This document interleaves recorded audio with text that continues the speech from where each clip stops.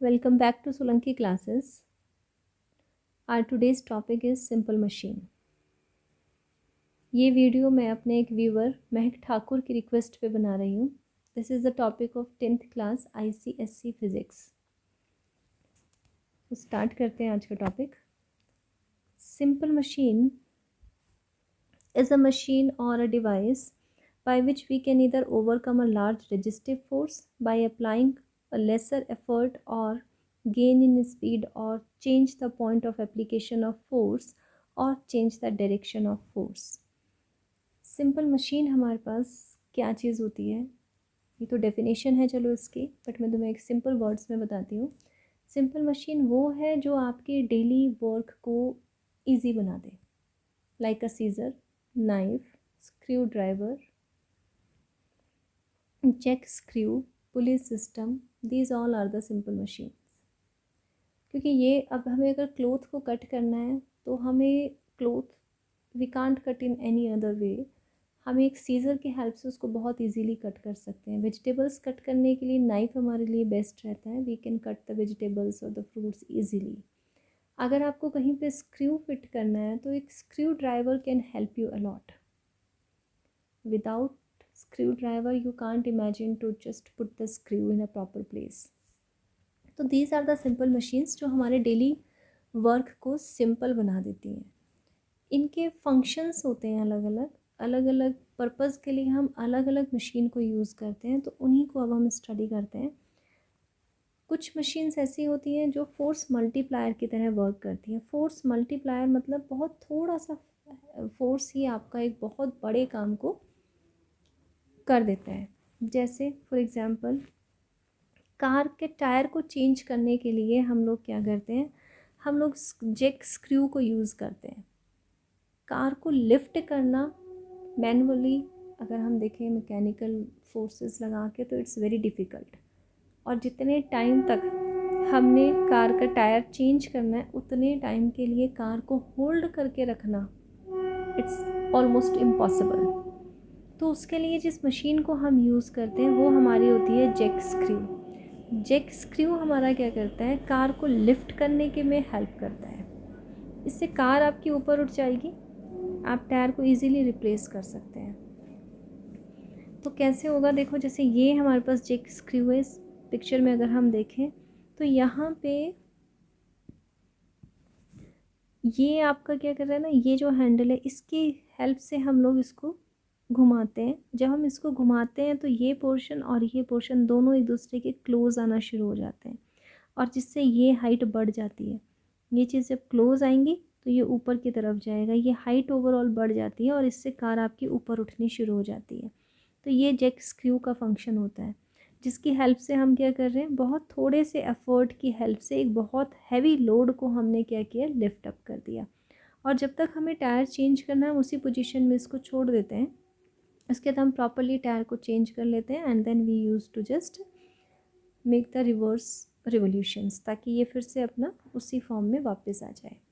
इसी तरह से दूसरा हमारे पास एक ये है हमारे पास इंक्लाइंड प्लेन. इंक्लाइंड प्लेन की हेल्प से हम लोग क्या करते हैं, किसी भी ट्रक को लोड या अनलोड कर सकते हैं. जैसे यहाँ पे इस पिक्चर में अगर हम देखें तो ये लोड कर रहा है. इस हैवी लोड को, इस पूरे को अंदर तक लेके जाना with the help of this trolley और प्लैंक, वो एक बहुत इजी वर्क बन गया है.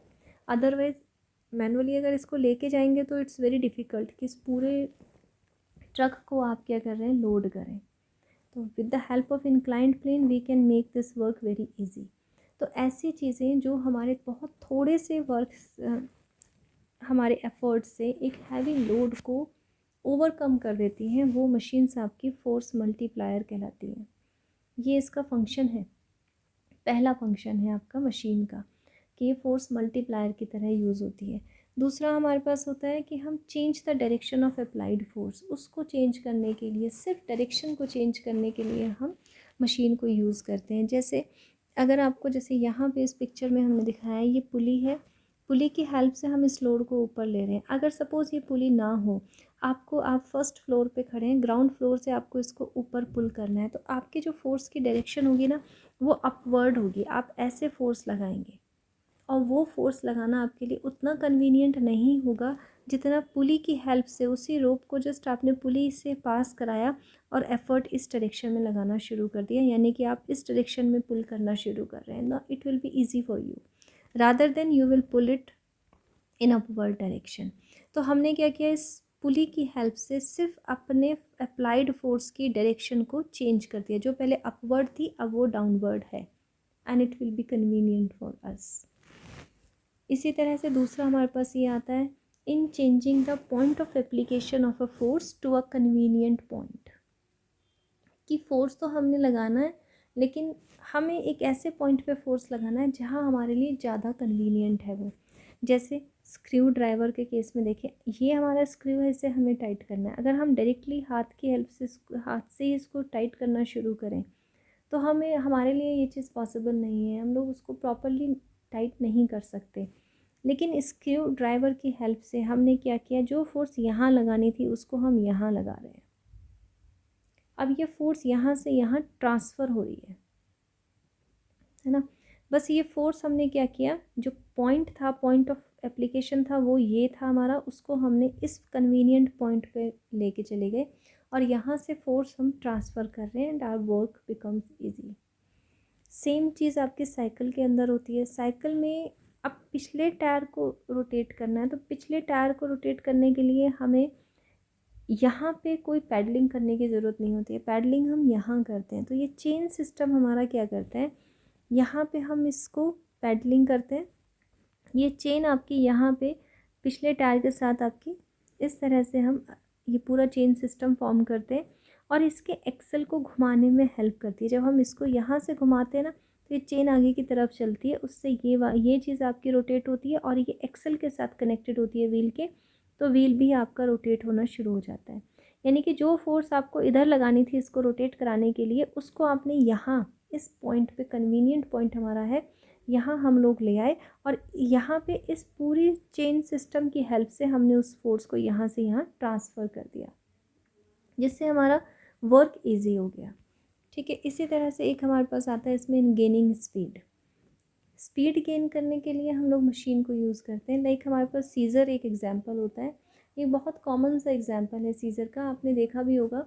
जब आप शॉप्स पे जाते हैं, आप लोग कहीं पे क्लोथ लेना है और आप उसको कट कराते हैं एक पर्टिकुलर लेंथ पे, तो वहाँ पे शॉपकीपर उस पर हल्का सा कट लगाता है, उसका सीज़र ऐसे ही घुमा देता है, वो प्रॉपरली सीज़र को मूव नहीं कराता है उसको काटने के लिए, हल्का सा कट लगा के पूरी सीज़र ऐसे सीधी की सीधी आगे मूव करा देता है। तो that is the simple machine which is known as the speed multiplier, जिसको हम गेनिंग वो हमें स्पीड गेन करा रही है, इन गेनिंग स्पीड हम उसको यूज़ कर रहे हैं और इसी को हम बोलते हैं speed multiplier. This is also known as speed multiplier. ठीक है, अब देखो ये तो हुई इसके फंक्शंस सिंपल मशीन्स के। अब हम इससे रिलेटेड कुछ टर्म्स स्टडी कर लेते हैं जो हम लोग पढ़ेंगे इसमें, जिसके थ्रू हम इसको समझेंगे अच्छे से। और फर्स्ट टर्म है आपकी लोड। लोड आपका वो होता है, वो रेजिस्टिव फोर्स है that is to be overcome, जो हमें ओवरकम करना है, एक तरह से जो हमें क्या करना है, जिसके अगेंस्ट हमें वर्क करना है। ठीक है, तो ये आपका रेजिस्टिव फोर्स है being overcome by a machine, that is known as load. इसको हम एल से डिनोट करते हैं। एफर्ट होता है जो फोर्स हम अप्लाई करते हैं उसको, लोड को ओवरकम करने के लिए, यानी force applied by the operating person on the machine to overcome the load. ठीक है, वो चीज़ हमारी क्या कहलाती है, एफर्ट कहलाती है, और एफर्ट को हम कैपिटल ई से डिनोट करते हैं। नेक्स्ट आपके पास आता है मैकेनिकल एडवांटेज। मैकेनिकल एडवांटेज हमारे पास रेशियो होता है लोड और एफर्ट का। Load overcome by the machine divided by effort on the machine, this is known as the mechanical advantage. और मैकेनिकल एडवांटेज को हम एम ए से डिनोट करते हैं, यानी कि हम इसके लिए एक फॉर्मूला भी लिख सकते हैं, M A is equal to L over E. This is load upon effort. Load को हमने एल से डिनोट कर लिया, एफर्ट को ई से डिनोट कर लिया, तो ये हमारे पास एक फॉर्मूला बन जाता है। अब मैकेनिकल एडवांटेज जो हमारे पास होता है, ये क्या है, दो फोर्सेस का रेशियो है, क्योंकि लोड भी एक फोर्स है, एफर्ट भी एक फोर्स है, तो इसकी अपनी कोई भी यूनिट नहीं होती है, because it is the ratio of two forces.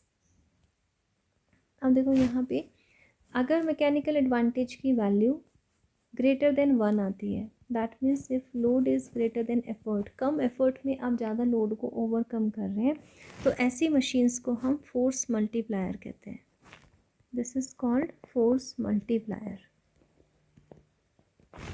यानी कि फोर्स मल्टीप्लायर जितनी भी मशीन्स होंगी उनके लिए मैकेनिकल एडवांटेज ग्रेटर देन 1 होता है.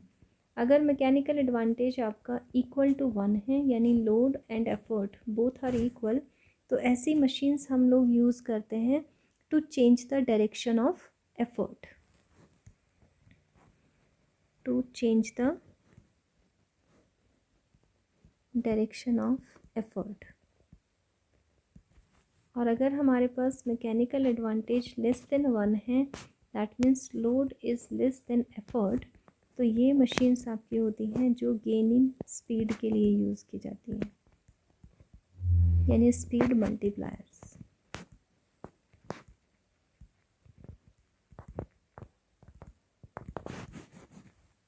तो ये हमने ध्यान रखना है. फोर्स मल्टीप्लायर्स के लिए mechanical advantage is less greater than 1. Just to change the direction of effort mechanical advantage is equal to 1. और for speed multipliers mechanical advantage is less than 1. इसके बाद हमारी नेक्स्ट टर्म जो आती है वो होती है velocity ratio. Velocity ratio of a machine is the ratio of the velocity of the effort to the velocity of the load. यानी कि एफर्ट की वेलोसिटी, किस वेलोसिटी से आप एफर्ट अप्लाई कर रहे हैं, to the velocity of load, this is known as the velocity ratio. Velocity ratio को हम VR से डिनोट करते हैं. तो हम ये कह सकते हैं कि velocity ratio that will be equal to VE over VL. ये भी हम इसके लिए एक्सप्रेशन ले सकते हैं. फिर से वही चीज़ है कि ये दोनों ही वेलोसिटीज़ हैं और इसका रेशो है, तो it is the ratio of the same quantity, so we will say that it has no unit. अब यहाँ पे वेलोसिटी की बात हो रही है ना, तो हम डिस्प्लेसमेंट की फॉर्म में भी इसको एक्सप्लेन कर सकते हैं. सपोज DE जो है आपके पास, this is the distance moved by the effort. ये है आपके पास distance moved by the effort, and this is DL. ये है distance moved by the load.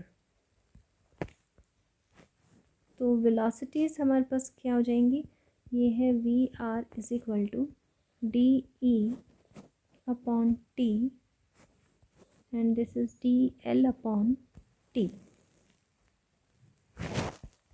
हमने simple speed is equal to distance over time का फॉर्मूला यूज़ किया है, तो ये आ गया DE अपॉन DL.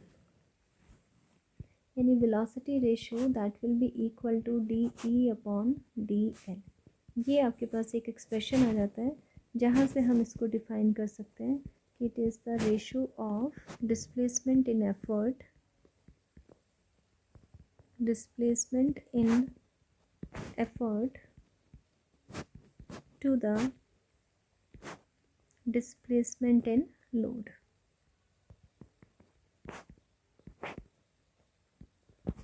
ये आ जाएगा. सेम उसी वे में जैसे अभी हमने मैकेनिकल एडवांटेज का लिया था, वही सारी चीज़ें हमारे पास इसमें आती हैं. Velocity ratio will be greater than 1 for force multiplier,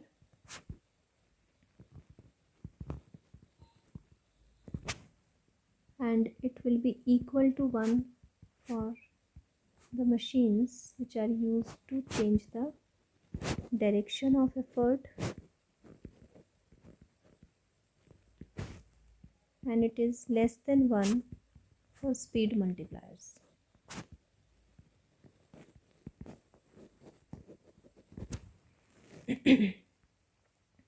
next आता है आपका वर्क इनपुट. इनपुट हमारा है जहाँ पे हम एफर्ट लगा रहे हैं. तो वर्क इनपुट का मतलब हुआ कि आपके पास जो एफर्ट मशीन पे काम कर रहा है वो उसका वर्क इनपुट कहलाएगा. Work done by the effort on the machine is called work input. Work input को हम WIN से भी रिप्रेजेंट कर सकते हैं. और ये क्योंकि एफर्ट के थ्रू किया गया वर्क है, तो यहाँ पे हमारे पास जो एक्सप्रेशन आएगा, बेसिक फॉर्मूला वर्क डन का हम यूज़ करेंगे. Work done is equal to force into displacement. तो फोर्स है हमारा एफर्ट और डिस्प्लेसमेंट है हमारा डिस्प्लेसमेंट इन एफर्ट. तो this is the relation for work input और वर्क डन है, तो यूनिट हमारे पास जो होगी वो हमारे पास आ जाएगी joule.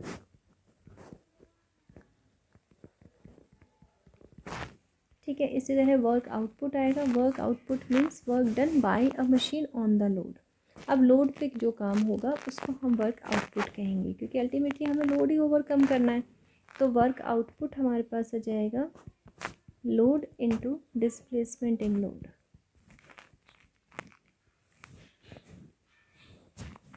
Again SI unit same होगी, SI यूनिट ऑफ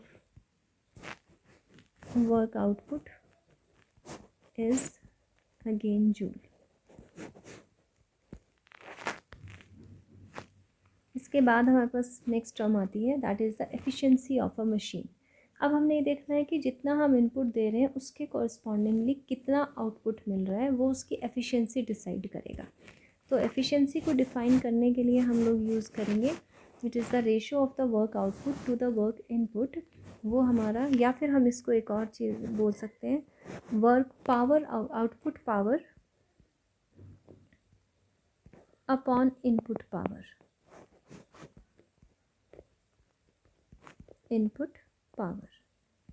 हम इस तरह भी इसको डिफाइन कर सकते हैं। इसको हम ईटा से रिप्रेजेंट करते हैं, दिस इज़ द सिंबल ईटा। इसको हम बनाते कैसे, हम सिंपल एन बनाएंगे और एन की एक लेग हम बड़ी कर देंगे, तो this is the symbol eta. अब यहाँ हम इसको ले लेंगे, eta is equal to output power over input power.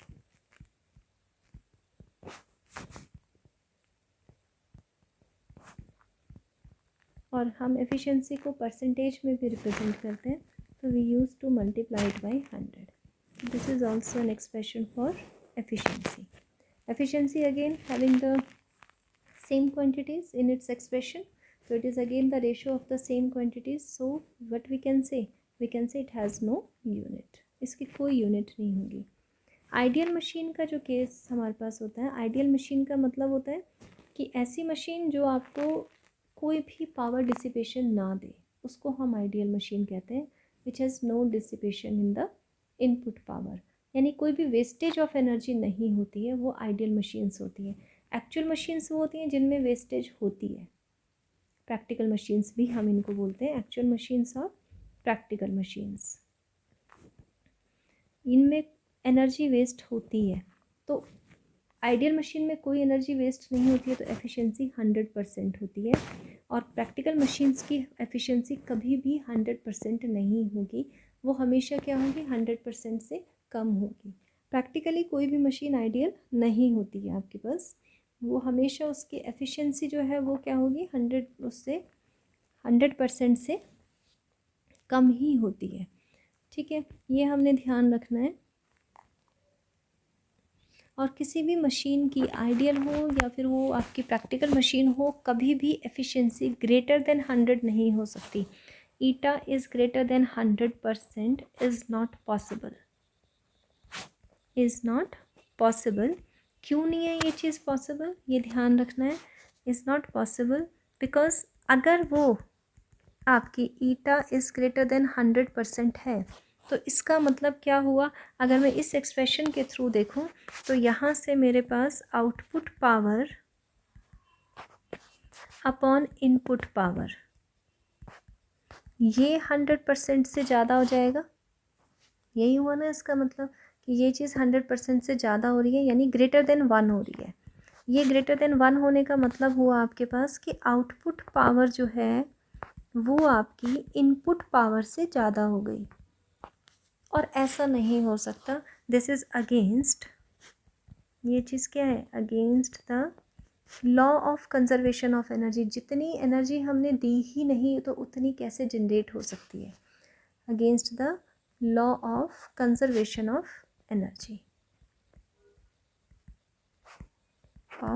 Energy, ये हमने ध्यान रखना है, कभी भी 100% से ज़्यादा नहीं होगी। अब हमने एक और चीज़ इसमें ध्यान रखनी है कि जो प्रैक्टिकल मशीन्स हमारे पास होती हैं, ये वाली, ये प्रैक्टिकल मशीन्स में कुछ ना हमेशा आपकी क्या होगी, एफिशिएंसी लेस देन 1 होती है, यानी eta is always less than 1, it means कि आउटपुट पावर जो होगी वो आपकी इनपुट पावर से कम होगी। आउटपुट पावर का इनपुट पावर से कम होने का मतलब क्या हुआ कि कुछ ना कुछ पावर आपकी डिसिपेट हुई है, यानी एनर्जी वेस्ट हुई है। तो आउटपुट पावर इक्वल होगी input power minus energy dissipated as energy dissipation हम लिख सकते हैं, लेकिन मैं आपको बता रही हूँ किस फॉर्म में ज़्यादातर जाती है, डिसिपेटेड एज हीट और साउंड। ठीक है, तो इसलिए हमारे पास कुछ पार्ट उसका हीट और साउंड में कन्वर्ट हो जाता है, इसलिए हमारे पास इनपुट ज़्यादा होती है और आउटपुट कम होती है। इसको हम वर्क डन के फॉर्म में भी लिख सकते हैं, work output is will be equal to work input minus this one. इसके बाद देखो, अब हम एक रिलेशन कैलकुलेट करेंगे mechanical advantage, velocity ratio and efficiency में। एफिशिएंसी के लिए अभी हमने एक्सप्रेशन पढ़ा है work output upon work input, ये हमने पढ़ा है। तो इसमें हम अगर इनकी वैल्यूज़ डालें, वर्क आउटपुट होता है हमारा load into displacement in load, और वर्क इनपुट हमने पढ़ा था ये होता है effort into displacement in effort. तो इसको थोड़ा सा रीअरेंज कर लेते हैं, L upon E into D L upon D E, हमने L upon E and D E over D L. अब देखो ईटा की जो वैल्यू है ये हमारे पास आ रही है, एल अपॉन ई होता है मैकेनिकल एडवांटेज, पढ़ा था अभी ऊपर, और ये हमारे पास होता है वेलोसिटी रेशियो। तो ये हमारे पास एक्सप्रेशन आ गया। This is the relation between the efficiency, mechanical advantage and velocity ratio. अब इसमें देखो, यहाँ पे देखो, अगर हम इसमें एक केस लेते हैं, पहले हमने लिया for ideal machine. Ideal machine के केस में अभी हमने पढ़ा था, अगर आइडियल मशीन को हम ले रहे हैं तो उसमें हमारे पास क्या होता है, हमारे पास ईटा जो है वो 100% यानी 1 के इक्वल होता है। अगर ये 1 है तो mechanical advantage upon velocity ratio this is also equal to 1, और हम यहाँ से कह सकते हैं mechanical advantage is equal to velocity ratio for ideal machine. ये हमारे पास इन दोनों का रिलेशन आ गया। This is the relation for the mechanical advantage and velocity ratio. ये क्वेश्चन भी बोर्ड में पूछा जाता है कि write down the relation between the mechanical advantage and velocity ratio for ideal machine and for practical machine. तो ideal machine के लिए हमने कैलकुलेट कर लिया, अब हम प्रैक्टिकल मशीन के लिए कैलकुलेट कर लेते हैं। फॉर प्रैक्टिकल मशीन अगर हम देखें तो ईटा की वैल्यू लेस देन 1 होती है, तो हम यहीं से इसको कैलकुलेट कर लेंगे। ईटा आपका लेस देन 1 है, that means mechanical advantage upon velocity ratio less than 1, तो it will be mechanical equal to mechanical advantage less than velocity ratio. तो एक्चुअल मशीन्स के लिए mechanical advantage is always less than its velocity ratio, ये हमारे पास आ जाएगा। ठीक है, अब देखो इसके ऊपर क्वेश्चंस कर लेते हैं। क्वेश्चंस करके तुम्हें अच्छे से क्लियर हो जाएगा कि इनको अप्लाई कैसे करना है इन सब चीज़ों को। तो हम यहाँ पे न्यूमेरिकल्स कर लेते हैं। देखो ये है आपके पास, इसमें है an effort of 50 Newton is applied on a machine. तो साथ साथ लिखते रहते हैं जो जो टर्म्स हमें गिवन है। एफर्ट आपको दिया है इसमें 50 newton on a machine through a distance of 0.6 metre. तो this is the displacement in effort 0.6 metre. As a result, a load of 300 Newton. Now load is 300 Newton moves through a distance of यानी displacement in load 7.5 centimetre. इसको metre में change कर लो, 0.075 metre. ठीक है, ये हमारे पास आ गया। अब हम इसमें कैलकुलेट कर लेते हैं वेलोसिटी रेशियो। तो सबसे पहले हमें वेलोसिटी रेशियो कैलकुलेट करना है। वेलोसिटी रेशियो के लिए फॉर्मूला हमारे पास होता है displacement in effort upon displacement in load. तो दिस इज़ 0.6 ओवर 0.075, ये हमारे पास आ जाएगा 8। सेकंड हमें कैलकुलेट करना है इसमें mechanical advantage. This is the first part, this one is second. Mechanical advantage हमारे पास है लोड अपॉन एफर्ट। लोड हमारे पास है 300 और एफर्ट है आपके पास 50, this will be equal to 6। Next आपको फाइंड आउट करना है इसमें एफिशिएंसी। एफिशिएंसी हमारे पास फॉर्मूला होता है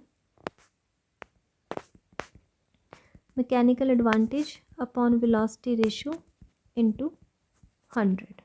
तो ये है आपका मैकेनिकल एडवांटेज 6 हमने कैलकुलेट किया, वेलोसिटी रेशियो 8 कैलकुलेट किया इनटू 100, ये हमारे पास आ जाएगा 75%। नेक्स्ट हमारा है work done on the machine. Work done on the machine होता है वर्क इनपुट, है ना। तो ये आ जाएगा आपका work done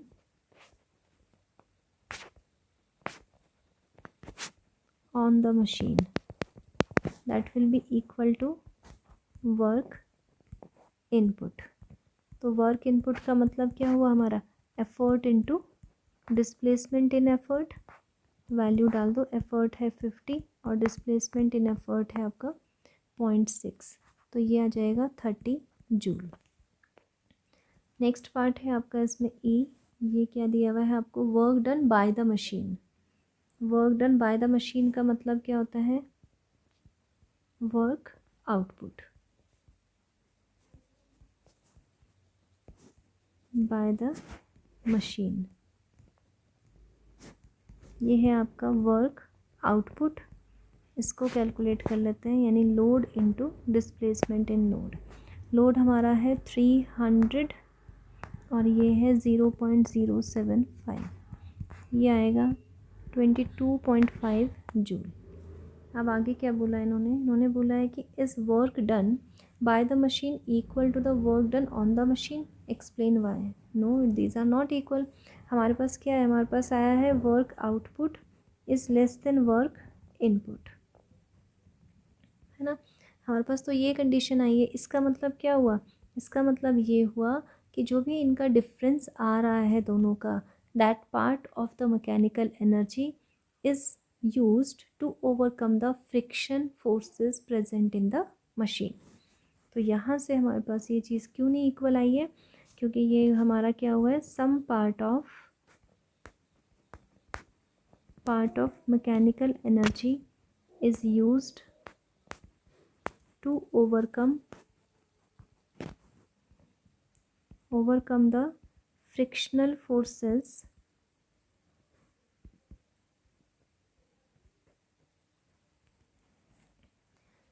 present in the machine।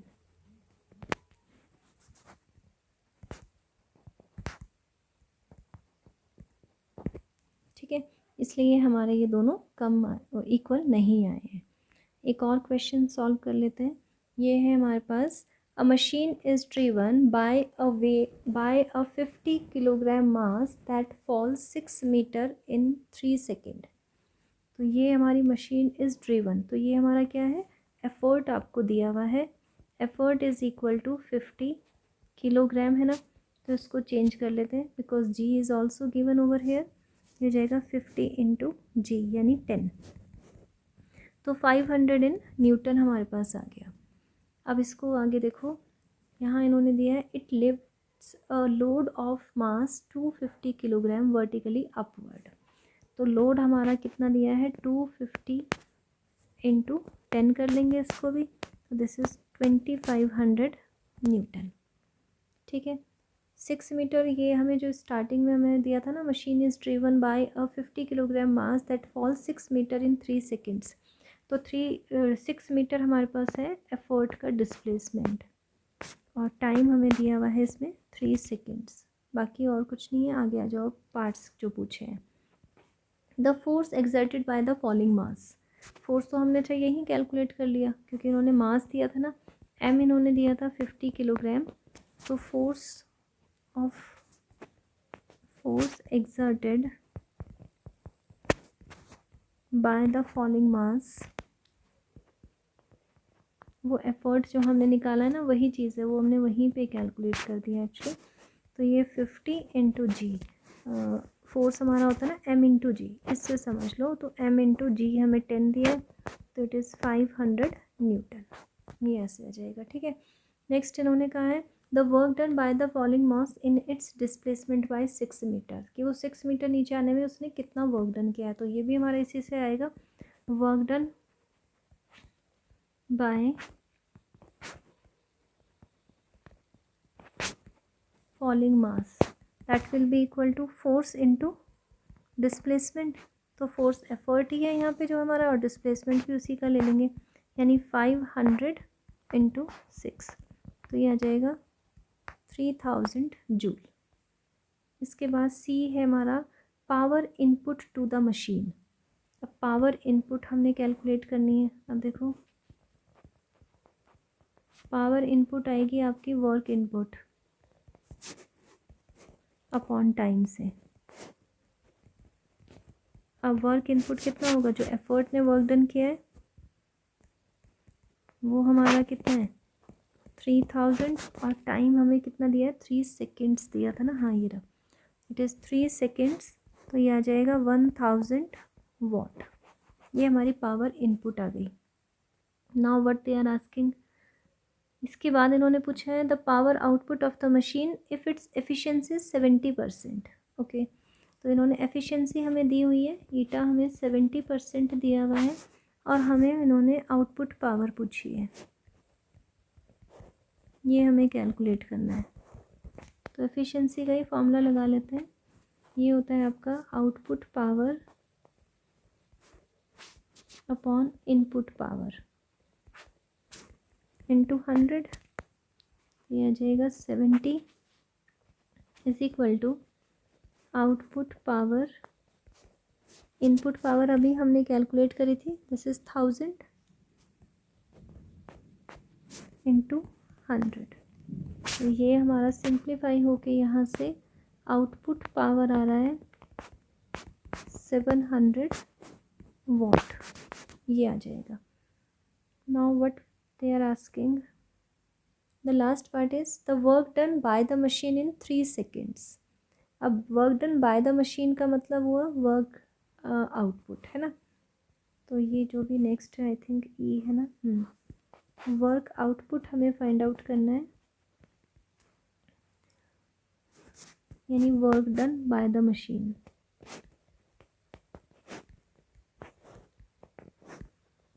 तो इसको फाइंड आउट कर लेते हैं। इसके लिए हम यूज़ करेंगे अभी यहाँ पे आउटपुट पावर इनटू टाइम का फॉर्मूला, सॉरी आउटपुट पावर, क्योंकि हमारे पास बेसिक फॉर्मूला होता है ना power is equal to work done upon time, ये होता है।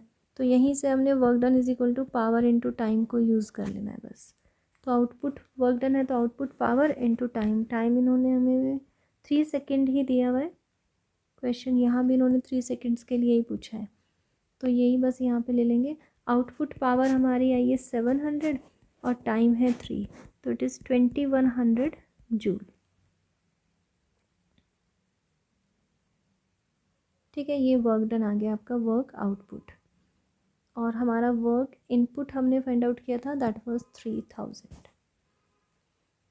ठीक है, ये हमारे पास सारा आ गया। This is all about today's lecture, I hope you liked it.